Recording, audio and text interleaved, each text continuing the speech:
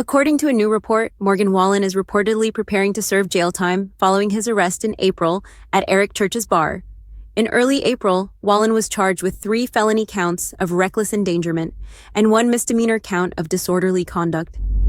The Metro Nashville police allege that Wallen threw a chair off the rooftop of Chief's Bar in Nashville, which landed on Broadway just 3 feet away from 2 police officers. Security footage and witness accounts indicate that Wallen picked up the chair, threw it over the roof, and then laughed about it. Wallen's 2023 album, One Thing at a Time, was the most consumed album in the U.S. last year, spending 16 weeks at number 1 on the Billboard 200. In response to his arrest, Wallen issued a statement accepting responsibility. He wrote, "I didn't feel right publicly checking in until I made amends with some folks.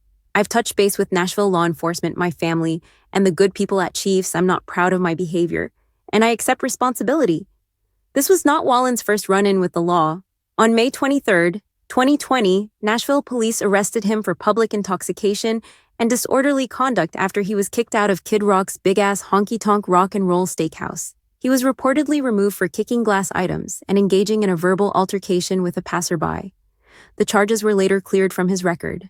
In February, Wallen announced plans to open a 6-story bar on Lower Broadway. However, just weeks after his April arrest for the chair-throwing incident, his new bar faced issues when a request for an aerial sign was rejected. The rejection was attributed to Wallen's past behavior.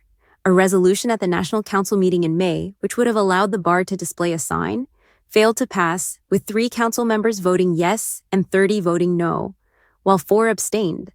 Councilmember Delisha Porterfield criticized Wallen, stating, "I will be voting no against this because we want Nashville to be a supportive place for everyone. I don't want to see a billboard with the name of someone who throws chairs off balconies and uses racial slurs." Another councilmember, Jordan Huffman, said Wallen's actions tarnish the reputation of East Tennesseans, adding, "His comments are hateful, his actions are harmful, and he doesn't belong in this town." According to a recent report from Life and Style magazine, Wallen is likely to face jail time as efforts to reach a plea deal have reportedly stalled.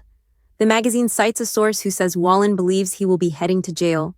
Wallen's attorneys attempted to negotiate a lighter sentence after the chair-throwing incident, but it appears a plea deal is unlikely. The source suggests that Wallen's lawyers are now working on securing a sentence that might include probation, though the Grammy nominee faces up to 6 years in prison if convicted on all counts.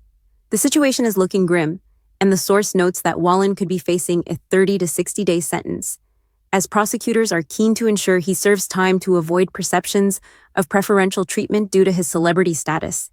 A felony conviction could also complicate Wallen's ability to obtain work visas or tour internationally.